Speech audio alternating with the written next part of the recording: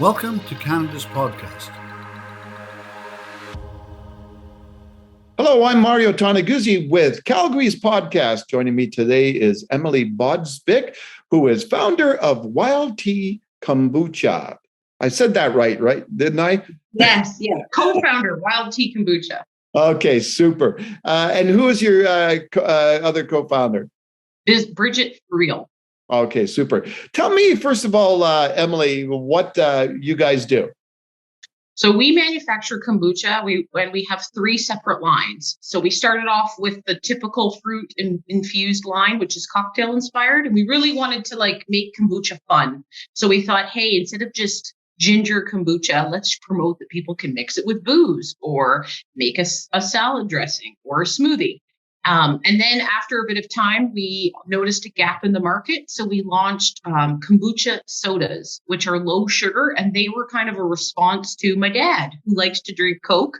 And I was like, Dad, if I make it Coke kombucha, will you drink it? He was like, try me. So the kombucha sodas were born. And then most recently, we just launched with the hard kombucha cider. So it's 5% alcohol, 1 gram of sugar. And it's a nice, crisp alternative to, Vizzy or White Claw or any of those. So for the people out there that aren't fully aware of it, can you describe and explain what kombucha is? Yes. So kombucha is fermented tea. And the simplest way to describe it is the way you make yogurt. You take milk, you add bacteria, and it transforms into yogurt. It's the same way you make kombucha. You take tea and sugar, you add bacteria, and it turns into this fermented kombucha. Okay. And what are the benefits of kombucha for people? Yeah, so kombucha has had a wide variety of properties. It's full of amino acids. It's full of B vitamins. It has a great source of vitamin C. And using the premium ingredients that we do, we try to give functional benefits to the fruits and the adaptogen herbs that we use. Okay. It's basically a tool in your toolkit. And tell me a little bit about the history behind it, how it all began. Yeah, so Wild Tea started in 2015. It was kind of a response to a bit of a midlife crisis. I was like, what am I doing with my life? And I started selling at the farmers market in Cochrane and in Bearspaw, and then snowballed to, August, September. That's when I met Bridget. And that's when it really transformed from just a farmers market stall into a business. And then from there, it's just been, a very accelerated. We were part of Arlene Dickinson's District Ventures. We were part of the Calgary TAP program. We were on Dragon's Den. And so we've been fortunate to be involved with a number of the services that Calgary offers and Alberta. How did you get initially introduced to kombucha? Oh, that's an interesting story. My massage therapist from when I did bobsled was an avid kombucha drinker, and she grew up on the Sunshine Coast. So she was much more hip than I was. And she's like, you should try this. It's good for you. It's good for your gut. And when you basically eat chicken, broccoli, and rice for every meal, you're always looking for options to help shake things up. And so that's where the love affair began. And then it just kind of, I thought, hey, maybe I can make this on my own. And then I started giving it away as gifts. And then here we go. Business started. All right, super. You mentioned bobsled. Let's talk a little bit about that. Talk to me and tell me a little bit about your bobsled career. Yes, I was fortunate to be part of the women's national team from 2010 to 2014, and I was a proud bobsled brakeman for a number of various pilots, including Kaylee Humphreys and Jenny Cicchetti.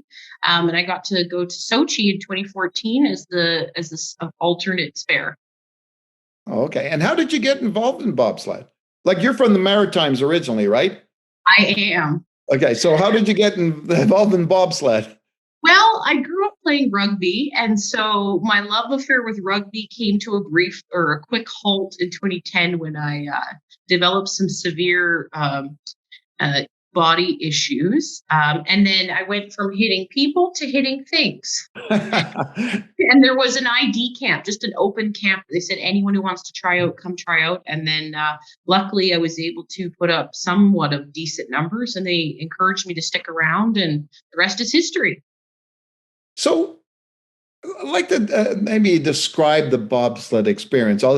Just as an aside, years ago when I was a sports reporter at the Calgary Herald, right, I got to go down the bobsleigh and run. I was in the middle, so there was the brakeman and the driver, I guess they're called, right? Right. And then Right. two of us who are nobodies in the middle. And oh my gosh, I always say to people, I'll never forget that experience. It was the most exhilarating experience I've ever had in my life, but probably the most frightening experience I've ever had in my life. What was it like for you when you first went down? Oh, the first time I went down, I peed my pants. It was very confusing. I was like, what's happening? What is this? What is this thing called G-force? And all of a sudden my body just shut down. And I got to the bottom and I was like, oops. And then it becomes addictive, like you said. So I think you get used to it. You start to appreciate the sport, and you really start to love feeling the track, knowing where the turns are, and each track becomes very different for different types of people. There was that one, what is it? That one thing that you go up and kind of curve and around. What was that curve called? That's appraisal. So that's German Yes. for circle. And so it means you go in a full 360. And each track, it's part of the requirements, just like how, each sport has their own specific specifications. In bobsled tracks, you have to have a form of appraisal in your track. Oh, okay then. Yeah. Well, that was scary. Yeah. Yeah, it's Calgary's a bit of a, corner 1 to 4 is very slow. And then all of a sudden reality kicks in and you're like, oh crap, I can't get out. Exactly. So, being an athlete and, rugby and bobsled, what do you think you learned as an athlete that's helped you out in business? Oh, so many things. I think sport has definitely been a great foundation for me in so many ways. Specifically, accountability, time management, communication, how to be a team player, how to be a great and effective leader. It also opened the doors for my second education. So I was able to complete my master's because of the game plan program with the COC. And it single-handedly gave me the confidence and the reassurance that I knew I could handle it. If I was able to break business down into steps that were attainable instead of just, trying to go from 0 to 100, then it was much more of a unique framework. Oh, okay then. And, when you look back at, being an entrepreneur, what would you say the biggest challenges were? Or maybe still are? Well, this morning it's the rain. Thus, this.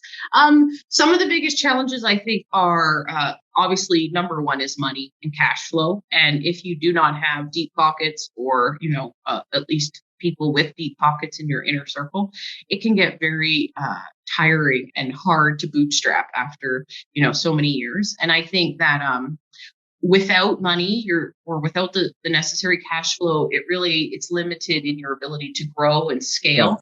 Yeah. So yeah, I think that cash flow is obviously one of them. And then two, it's just being able to pay to have the appropriate team people surrounding you to give you the knowledge and the structure that you require to really escalate the business. Oh, okay then. And what's when you look at being an entrepreneur, what kind of things do you enjoy about it? I love the variety. I love that I get to set my own schedule, despite that I work more. I love that at least it's on my time. And I really love knowing that, today I was a plumber, and then I'll be a shipping and receiver, and then I will go on to being a CEO, and then I will do health and safety. So it's always varied. And I've met so many amazing people in small business community, specifically in Calgary. That's the reason for being an entrepreneur. It's that the people make the business. When you go to a market collective or when you go to any of those gatherings of sorts, that's where you get to really connect and share stories and help each other and lift each other up.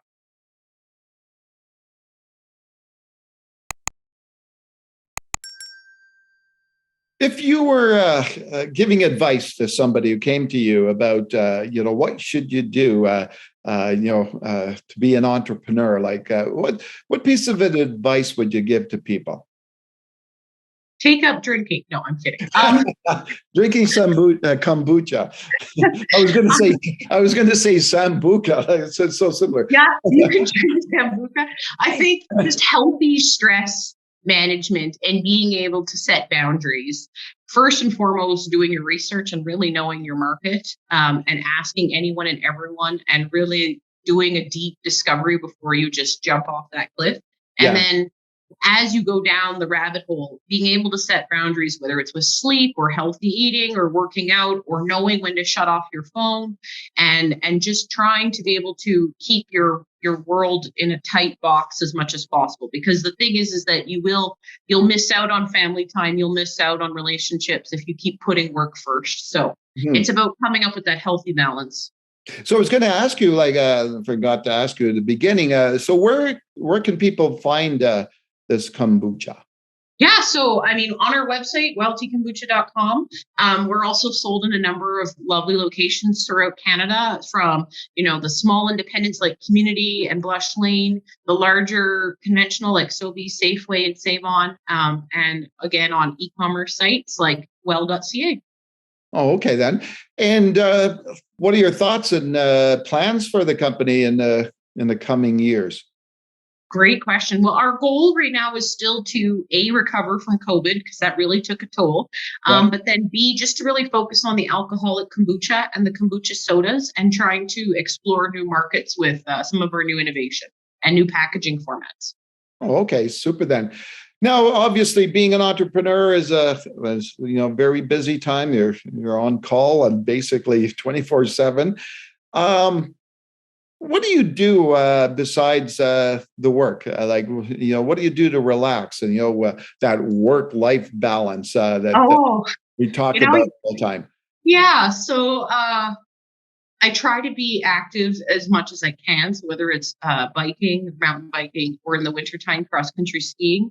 I'm limited to the activities I can do because of the number of concussions I've sustained. Going to the gym as much as possible. Sometimes it's just going for a walk. It's just trying to do something. And obviously reaching out to friends and making sure that you hang out and hang out with those friends. And then spending time with my boyfriend and my cats. I'm a crazy cat lady. Yeah. Secretly a dog person, but now has 3 cats. And I really enjoy just doing different forms of art and cooking, like just decompressing and letting go and not having to think about anything but what's in front of me.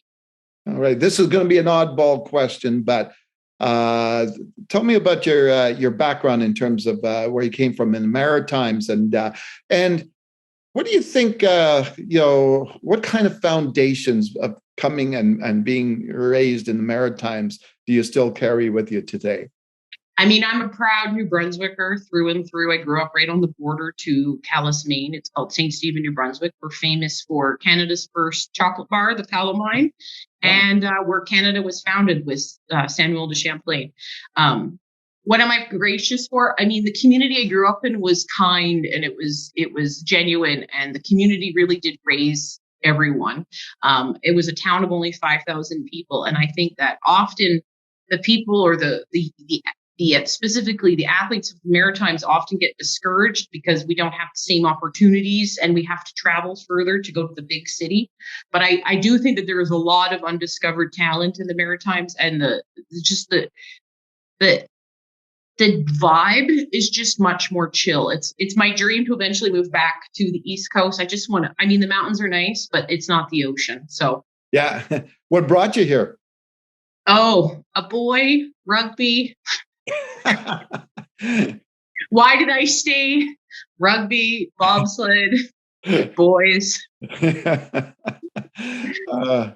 But no, my family is still all back in New Brunswick and Montreal. So I do try to visit as often as possible, but COVID did put a damper in that.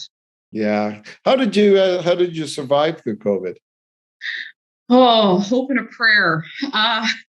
We really our marketing person at the time, what was very crucial, she single-handedly created our website, our e-commerce site, in a weekend, right when March 2020 was at its full swing. Yeah. And we tried to create an e-commerce site called the Friends of Wild Tea Kombucha, just to open it to all of the small businesses that we were friends with, because everything that we were used to had been shut down. And then just trying to come up with new ways to hit different markets that were doing well. So we thought about trying to create SCOBY toilet paper, but it wasn't a hot sell. Yeah, the overused phrase, right, of the pivot. Yeah, it's true though. You had to pivot, and I think like we're gracious for the partners that did stay with us. A lot of the vendors we worked with are gone, and so it's just been about reinventing and trying to find new markets. What do you think as a business person, an entrepreneur, you learned through this last 2 years? I think communication, due diligence, networking as much as possible. There's a lot of great resources out there with like obviously the government of Alberta, whether it's their trade commissioners or their government grants. Yeah. There's a lot of tools out there. You just have to know how to navigate it. Yeah, that's true. And over the years, when setting up the business and doing the business, where have you turned? Like you turned to for advice, whether that's of people or whether that's books and resources. Where do you look for mentorship, I guess? We had a lot of mentors that we met through District Ventures that have stayed true. And we've also, acquired new business coaches and new different, specialists in their field.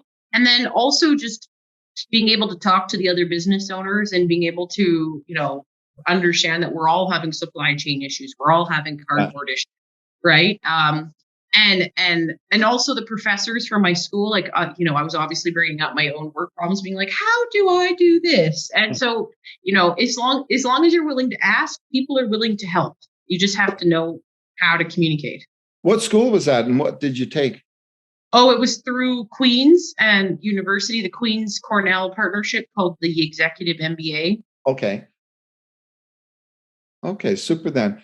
Yeah. So, and where did you go to a university before that? Oh, I went to Mount Allison University back in New Brunswick. Okay. So I'm a proud Mountie. Played rugby? Did you play rugby? I played rugby there. Yeah. It's where I really discovered my passion for rugby. And that's, I think, when you leave the fishbowl that is the Maritimes and you're like, I'm going to make the national team. And then you go out west and you're like, holy Jesus, they're so big. So, so tell me why rugby? What was the appeal of that sport to you? I am not one that is blessed with grace. I know that when I was in my mom said that she put me in ballet when I was 5 or 6, and the teacher told her nicely, "This is not for her."